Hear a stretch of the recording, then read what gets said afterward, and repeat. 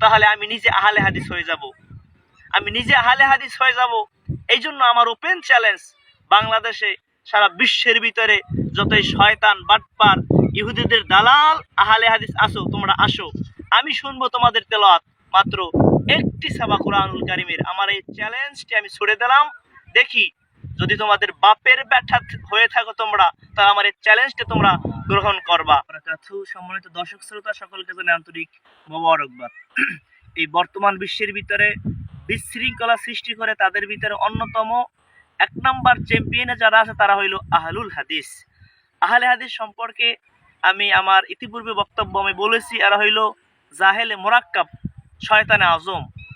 তারা বিভিন্ন সময় বিভিন্ন বক্তব্যে তারা একথা বলে যে যারা মাযহাবী তাদের সমস্ত দলিল তারা চায়। তারা বলে মাযহাবীরা যা করে সব হইল বেদাত, সব হইল হারাম, এগুলো জায়েজ নাই। আজকে আমি আহলে হাদিসের শুধু বাংলাদেশে নয় সারা বিশ্বের ভিতর যত আহলে হাদিস আছে সমস্ত আহলে হাদিসদেরকে আপনি ওপেন চ্যালেঞ্জ দিলাম,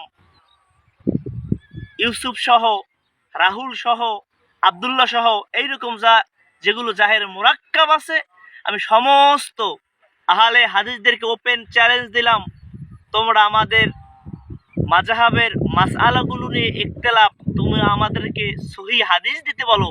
আমি তোমাদেরকে বলবো তোমরা শুধুমাত্র কোরআনুল কারীমের একটা ছাপা সহি শুদ্ধভাবে তেলাওয়াত করে যদি শুনাইতে পারো, তাহলে আমি নিজে আহলে হাদিস হয়ে যাব। আমি নিজে আহলে হাদিস হয়ে যাব। এই জন্য আমার ওপেন চ্যালেঞ্জ, বাংলাদেশে সারা বিশ্বের ভিতরে যতই শয়তান বাটপার ইহুদিদের দালাল আহলে হাদিস আসো, তোমরা আসো, আমি শুনবো তোমাদের তেলাওয়াত, মাত্র একটি সাবা কোরআনুল কারীমের। আমার এই চ্যালেঞ্জটি আমি ছুড়ে দিলাম। দেখি যদি তোমাদের বাপের ব্যাঠা হয়ে থাকো তোমরা, তাহলে আমার এই চ্যালেঞ্জটা তোমরা গ্রহণ করবা।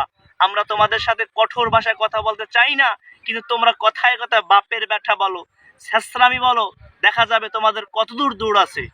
আল্লাহ পাক রব্বুল আলামিন এই সমস্ত শয়তান থেকে আমাদের হেফাজত করুন। আর দেখি তোমরা আমার এই চ্যালেঞ্জটি গ্রহণ করো, ওপেন চ্যালেঞ্জ তোমাদের সাথে।